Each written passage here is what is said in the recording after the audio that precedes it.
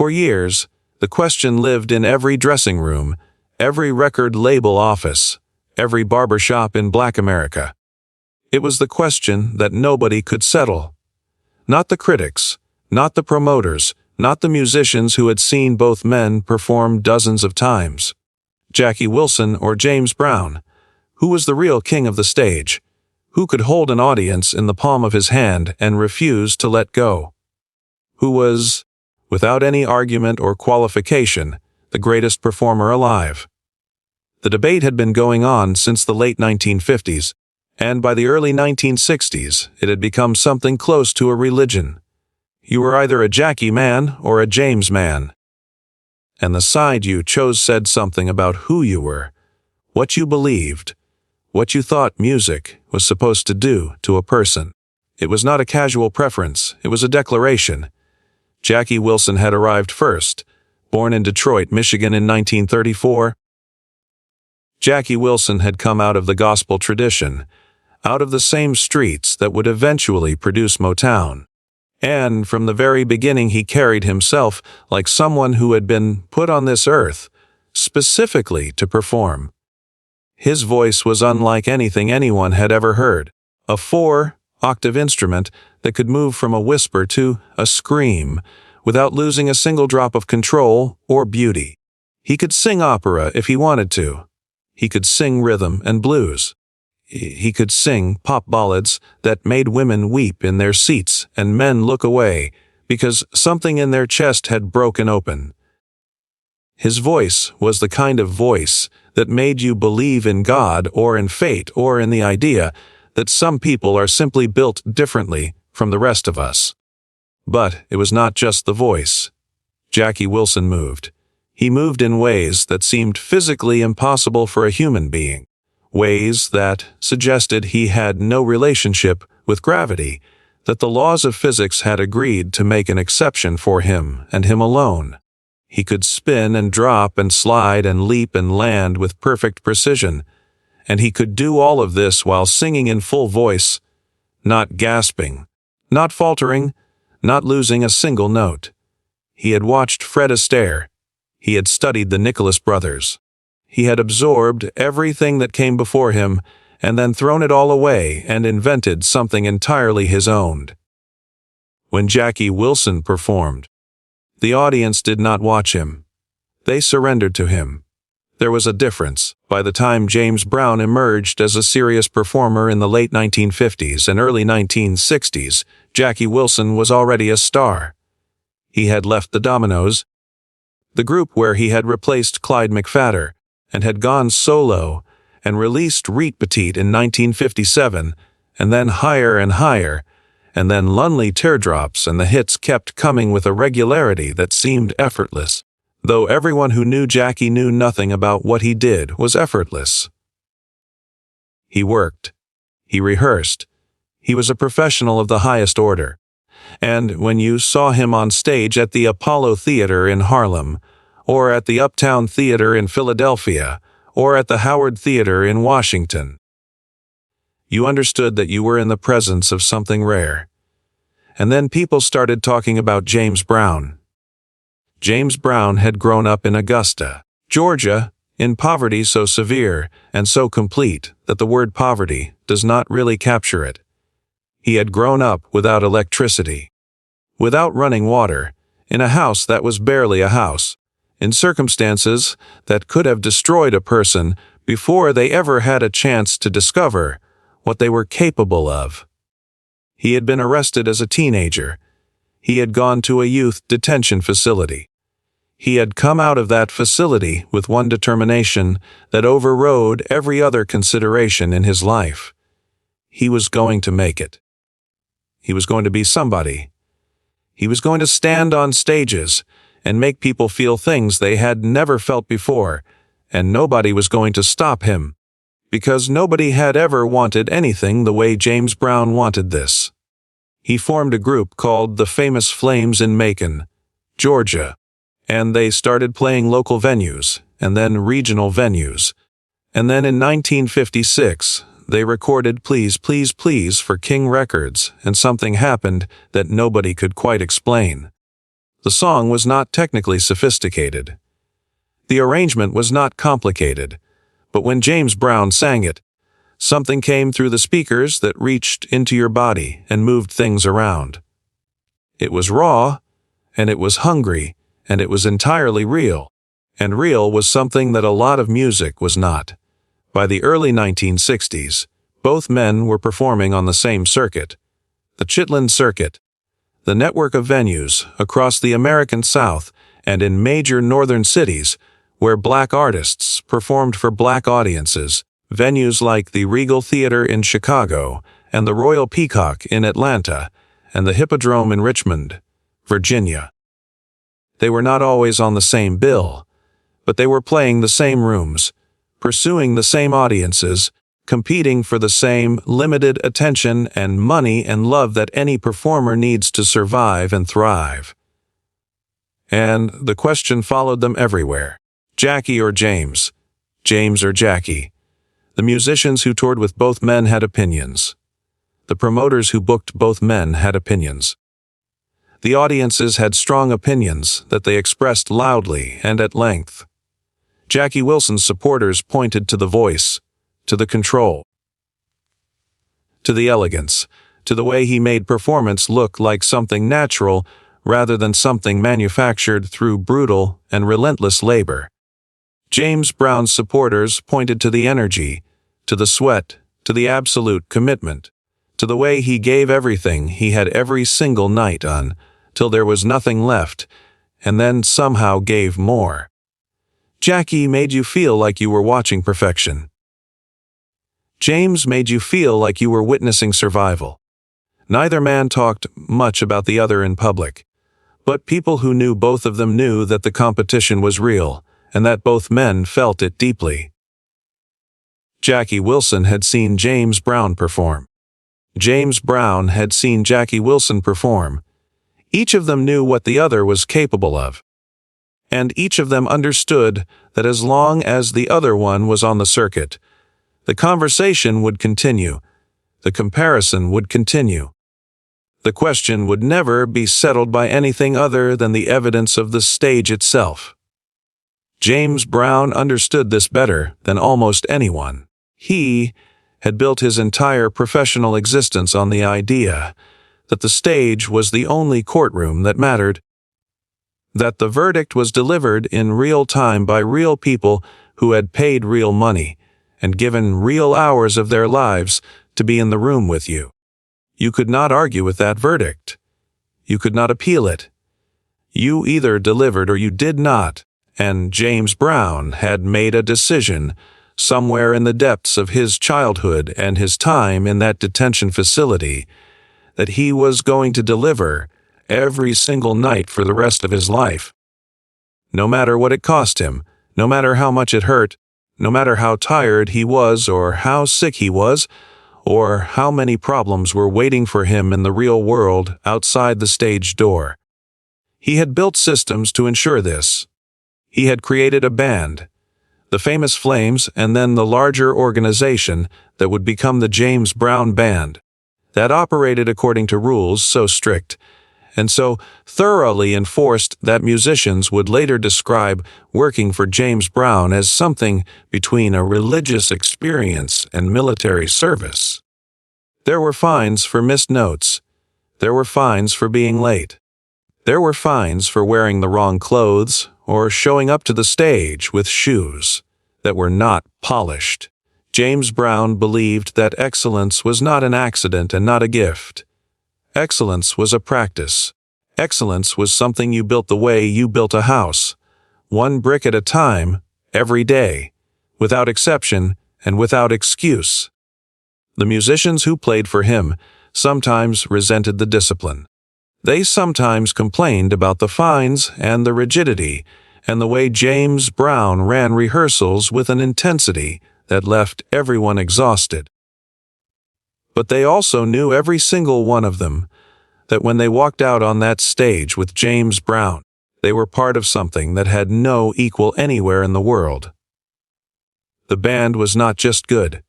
The band was a machine, a perfectly calibrated instrument designed for one purpose, to to make the audience feel things so strongly that they would carry the memory of that night for the rest of their lives. Jackie Wilson knew about James Brown's reputation. He had heard the stories about the discipline, about the rehearsals, about the fines. He had his own way of working, different from James Brown's, but no less serious in its own fashion. Jackie believed in natural talent, in the thing you were born with, in the voice God had given him and the body that moved the way his body moved. He trained. He worked on his craft. But there was a looseness to Jackie, a quality of improvisation. A sense that the performance emerged from the moment rather than from weeks and months of preparation. That the electricity between him and the audience was something that could not be planned or rehearsed, but only discovered in the instant it happened. Both approaches had produced extraordinary results. Both approaches had filled theaters and broken hearts, and built careers that any musician in the world would have envied. And the question remained unanswered. Then came the night in 1964 when they shared a stage. The details of this night have been told and retold over the years, and like all stories that matter, the telling has shaped the memory. But the core of what happened is not in dispute among those who were there, those who stood in the wings or sat in the audience, or worked the lights, or moved the equipment. Something happened that night that settled the question, at least for the people in that room, at least for that generation. The venue was packed. Every seat was taken, and people were standing along the walls and crammed into the back.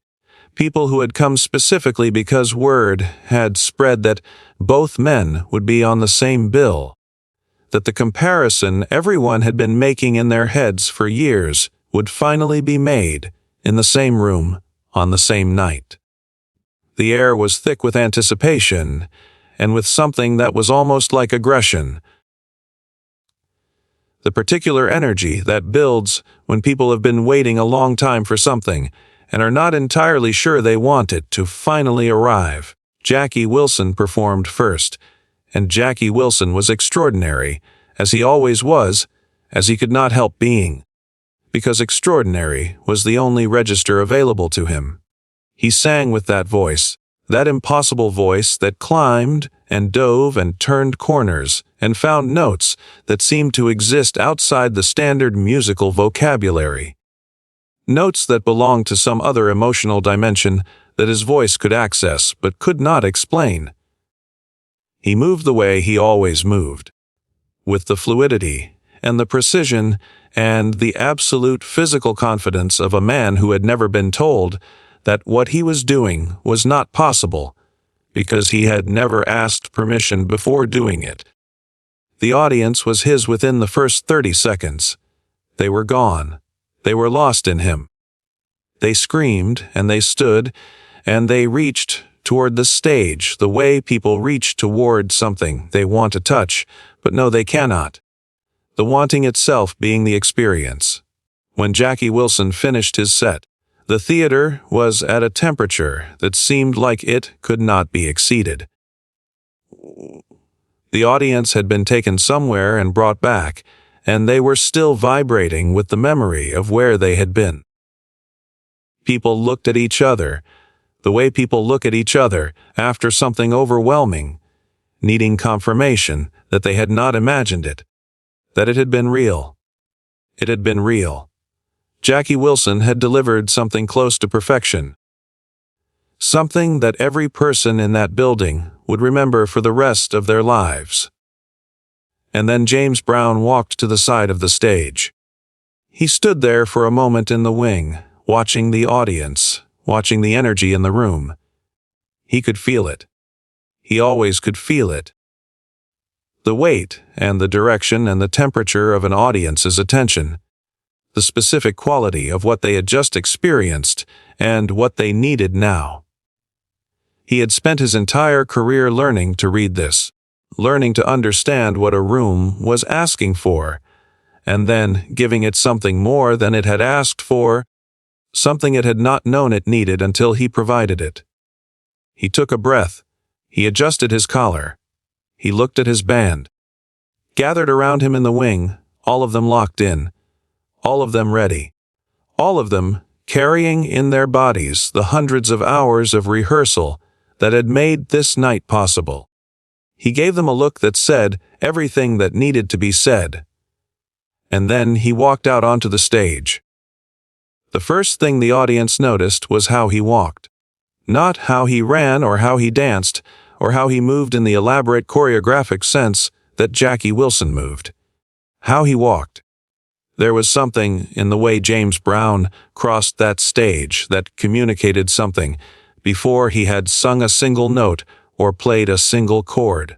It communicated intention. It communicated certainty.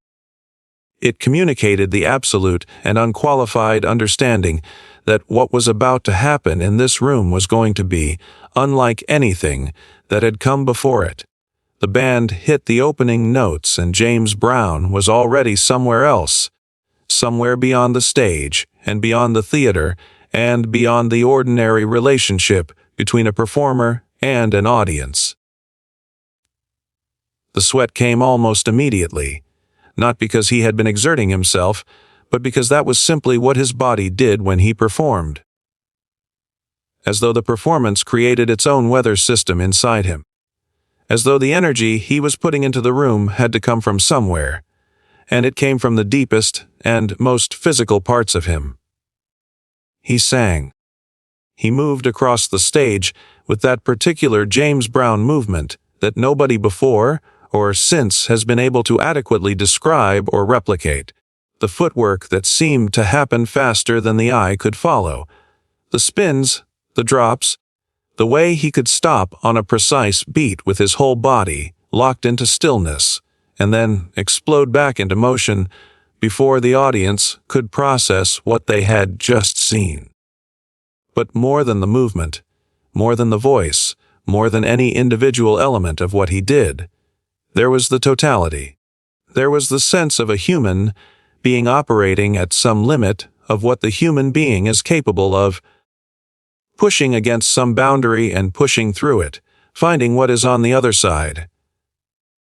8 minutes into the set, something shifted in the room.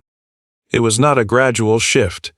It was not the slow building of something that had started small and grown over time.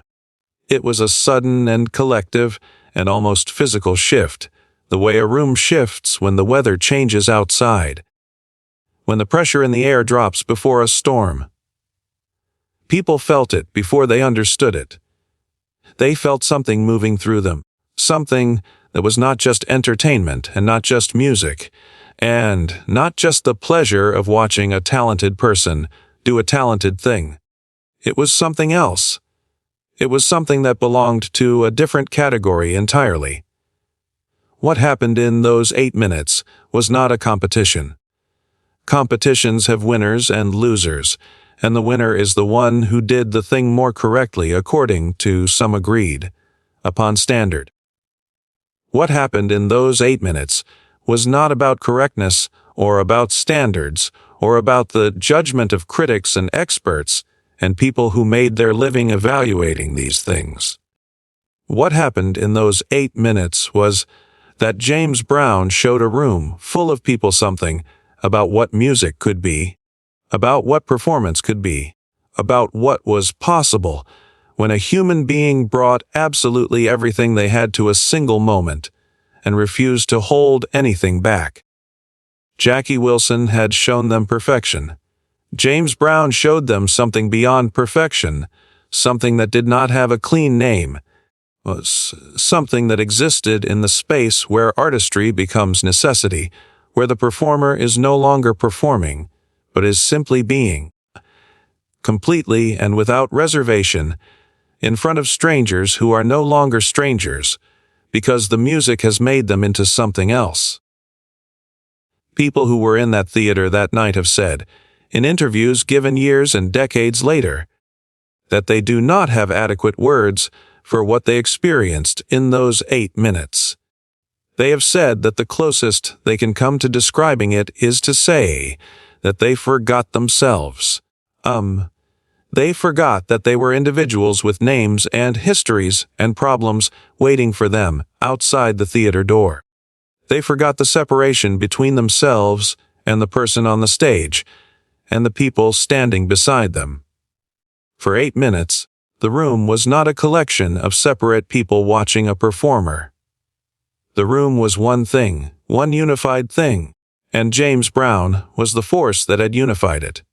When the set ended, the audience did not cheer the way audiences typically cheer at the end of a performance. They did not do the expected thing of applauding and shouting and expressing their appreciation in the normal vocabulary of appreciation. They were quiet for a moment that lasted longer than silence usually lasts in a crowded room. A moment in which every person seemed to be returning from somewhere they had not expected to go. And then the sound came, not as applause, exactly, but as something more elemental, something that started in the chest rather than the hands, something that was not quite celebration and not quite gratitude, but was closest to those two things combined. The musicians who had played that night, Jackie Wilson's musicians and James Brown's musicians, stood in the wings and looked at each other. There are accounts from some of those musicians that say almost nothing was spoken, that there was very little to say. That what had just happened was not something you could reduce to language without losing the essential part of it. Jackie Wilson himself, by some accounts, watched part of James Brown's set from the side of the stage. What he thought or felt in those moments is not something he ever disclosed publicly in specific terms. He was not that kind of man. He kept certain things close to himself, private and protected. But people who knew him, who had been around him for years and who could read the particular language of his expressions and his silences, said that something had changed in him after that night. Not broken, not diminished, not defeated. Changed. The way a person changes when they have seen something they did not expect to see and cannot unsee.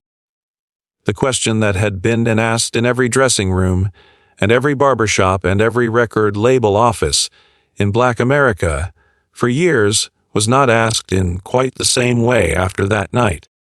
This is not to say that Jackie Wilson became irrelevant or that his greatness was diminished. Jackie Wilson went on to have one of the most celebrated careers in the history of rhythm and blues. He continued performing for decades. He continued breaking hearts and filling theaters and producing that voice, that extraordinary voice, until illness took him from the stage in 1975. His legacy is enormous and permanent and well-earned. But after that night in 1964, the conversation shifted. The terms of the debate changed. Because what James Brown had demonstrated in those 8 minutes was not just that he was a great performer. What he had demonstrated was that he was something specific and irreplaceable that the world of music had never quite seen before and would not see again. He was not competing with Jackie Wilson. He was not competing with anyone. He was operating in a space that the competition had not yet reached, pursuing something that had nothing to do with being better than someone else and everything to do with being more fully and completely himself. And this was the thing that James Brown had understood about performance that most other performers, even great performers, even genius performers, did not fully grasp. That the goal was not to be the best in comparison to others. The goal was to go further inside yourself than you had ever gone before, to find what was true and real and essential in there, and then to bring it out into the room and give it to the people who had come to receive it. The goal was not superiority. The goal was truth, and truth, when it is fully and fearlessly expressed, does something to an audience that technique and elegance and even beauty cannot do by themselves. James Brown knew this because he had learned it in the hardest possible school, in the poverty and the neglect and the detention facility and the long years of playing rooms that were too small for what he was trying to do. Rooms where the audience was not always ready for what he brought, and sometimes did not know how to receive it.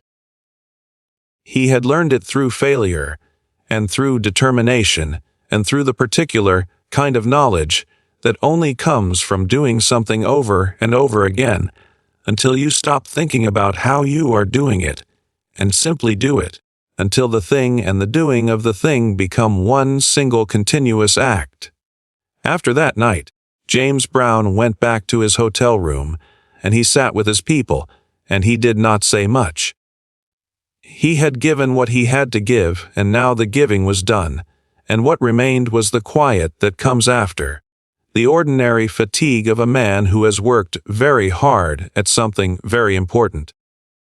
He was not triumphant in the way that people who have won competitions are triumphant. He was satisfied in a different and quieter way.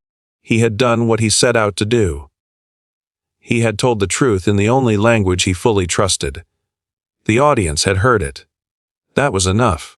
Years later, when people asked James Brown about Jackie Wilson, he was always respectful.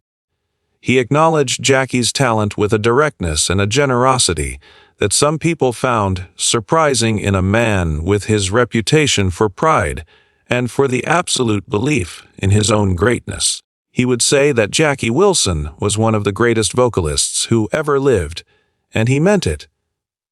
Because it was true, and James Brown had very little patience for things that were not true. But he would also say, with the particular quiet certainty that characterized everything he said about his work, that what he did on stage was his, that it came from a place inside him that nobody else could access, and that on any given night, when he was fully committed, he could take an audience somewhere that nobody else could take them. He was not boasting. He was describing something he understood about himself with the same clear-eyed precision that he brought to everything else in his professional life. He was James Brown. He had built himself into something that the world had not previously had a word for. And on the night, he shared a stage with Jackie Wilson and delivered 8 minutes that nobody in that room ever forgot. He was simply being what he had spent his entire life becoming. The question, for those who were there, was never asked again in quite the same way, not because Jackie Wilson was not extraordinary, he was. Not because the debate was not real or not worth having, it was. But because some things, when you have seen them clearly and completely, simply stop being questions. They become facts. They become part of what you know about the world that you cannot unknow, part of the permanent record of what human beings are capable of when they refuse to accept any limit on what they might become. James Brown walked off that stage and into the rest of his life, carrying everything he had always carried, and adding to it the memory of that night. Not as a trophy, but as a marker, a point in the story of his life where something had been proven that he had always known was true. He was the hardest working man in show business. He was the Godfather of soul. He was the man who had come from nothing and built everything and stood on stages around the world and given people something they could not get anywhere else. He was James Brown, and on that night in 1964, for 8 minutes he showed a room full of people exactly what that meant.